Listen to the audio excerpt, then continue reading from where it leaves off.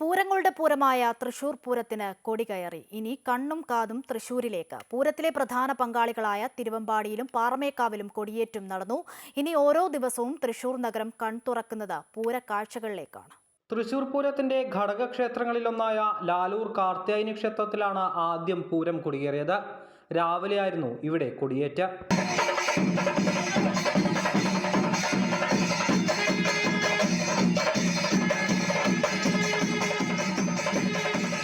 തുടർന്ന് തൃശൂർ പൂരത്തിന്റെ പ്രധാന പങ്കാളികളായ തിരുവമ്പാടിയിലും പാറമേക്കാവിലും കൊടിയേറ്റ് നടന്നു.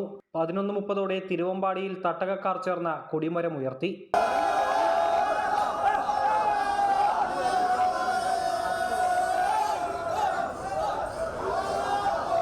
ശേഷം 12 മണിയോടെ പാറമേക്കാവിലും പൂരം കൊടികയറി.